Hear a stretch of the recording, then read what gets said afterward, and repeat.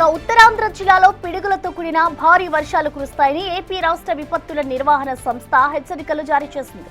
కొన్ని చోట్ల పిడుగులు పడే అవకాశం ఉందని, ప్రజలు జాగ్రత్తగా ఉండాలని హెచ్చరించింది.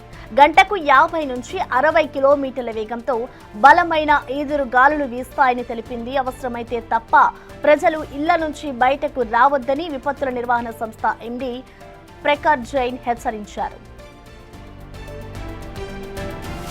విజయనగరం, విశాఖ, అనకాపల్లి జిల్లాల్లో కొన్ని ప్రాంతాల్లో పిడుగులతో కూడిన మోస్తారు నుంచి భారీ వర్షాలు కురిసే అవకాశం ఉంది. అల్లూరి జిల్లాలో కొన్ని ప్రాంతాల్లో పిడుగులతో కూడిన మోస్తారు వర్షాలు కురుస్తాయని తెలిపారు.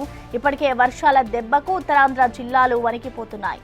వంశాధర, నాగవలి నదులు పొంగి పలువురు ప్రాణాలు కోల్పోగా మరికొంతమంది నిరాశ్రయులు అయ్యారు. తాజాగా హెచ్చరికల నేపథ్యంలో ప్రజలంతా అప్రమత్తంగా ఉండాలని అధికారులు చెబుతున్నారు.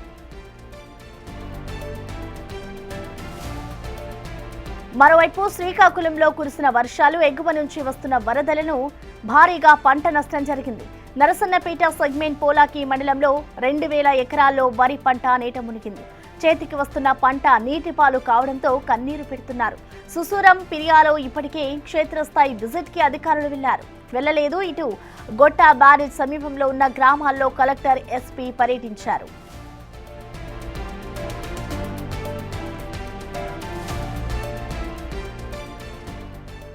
దీనిపై పూర్తి డీటెయిల్స్ ని మా ప్రతినిధి షణ్ముఖ్ మనకి అందుబాటులో ఉన్నారు. షణ్ముఖ్, మనం చూస్తున్నాం ఇటు ఉత్తరాంధ్ర జిల్లాలకైతే అలర్ట్ అయితే జారీ చేస్తున్నారు, హెచ్చరికలు జారీ చేస్తున్నారు అధికారులు.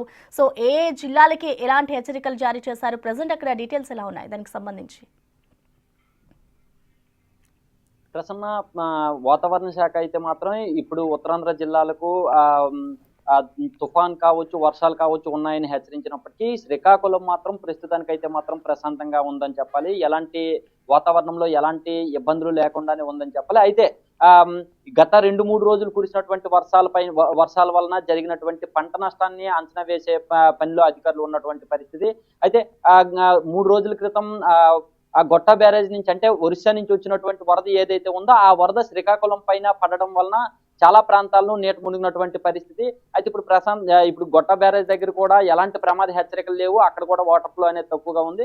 దీంతో ఏంటంటే అధికారులు కావచ్చు, నాయకులు కావచ్చు, వీళ్ళందరూ కూడా క్షేత్రస్థాయిలో పర్యటిస్తున్నటువంటి పరిస్థితి.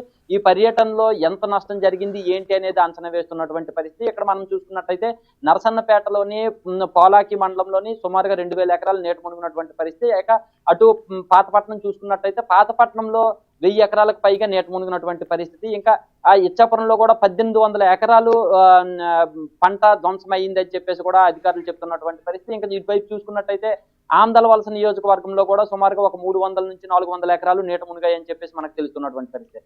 క్షేత్రస్థాయిలో అందరు నాయకులు కావచ్చు, లేదంటే అధికారులు కావచ్చు, వీళ్ళందరూ పర్యటిస్తున్నారు. ఇంకా కానీ ఇక్కడ ఎక్కువగా నష్టం జరిగినటువంటి పోలాక మండలంలో మాత్రం ఇంకా అధికారులు క్షేత్రస్థాయిలోకి రాలేదు అని చెప్పేసి అక్కడ రైతులు కావచ్చు, వీళ్ళందరూ చెప్తున్నటువంటి పరిస్థితి. ఎందుకంటే మనం నిన్న ఆ క్షేత్రస్థాయిలో అక్కడికి వెళ్ళి ఆ పోలాక మండలంలో ఉండేటటువంటి రైతుల పరిస్థితిని కూడా మనం తెలుసుకున్నాం. దీంతో అక్కడ వాళ్ళని అడిగినప్పుడు కూడా ఈవెన్ ఇప్పటికీ కూడా కనుక్కుంటే అక్కడ అధికారులు అయితే మాత్రం క్షేత్రస్థాయిలోకి వెళ్ళలేదని చెప్పేసి చెప్తున్నారు. కానీ కేంద్ర మంత్రి రామ్మోహన్ నాయుడు మాత్రం నిన్న పాతపట్నంలోని ఈ గొట్ట బ్యారేజ్ సమీపంలో ఉండేటటువంటి గ్రామాల్లో పర్యటించారు. ఎందుకంటే ఆ గ్రామాలు నీట మునిగినటువంటి పరిస్థితి. జిల్లేడుపేటలో మెయిన్ గా పర్యటించి వాళ్ళని పరామర్శించినటువంటి పరిస్థితి. అయితే అక్కడ కేంద్ర మంత్రి రామ్మోహన్ నాయుడు కూడా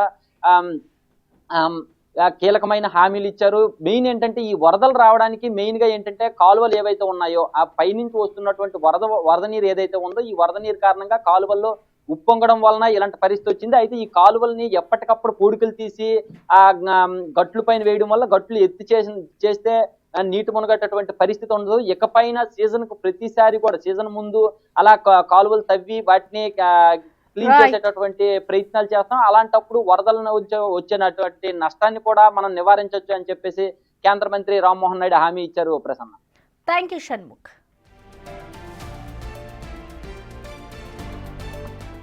ఇక ఉత్తరాంధ్ర జిల్లాల్లో అయితే పిడుగులతో కూడిన భారీ వర్షాలు కురుస్తాయంటూ కూడా ఇప్పటికే ఏపీ వాతావరణ శాఖ అధికారులు హెచ్చరిస్తూ ఉన్నారు. సో ప్రజలెవరూ కూడా బయటకు రావద్దు అంటూ కూడా హెచ్చరికలు జారీ చేశారు.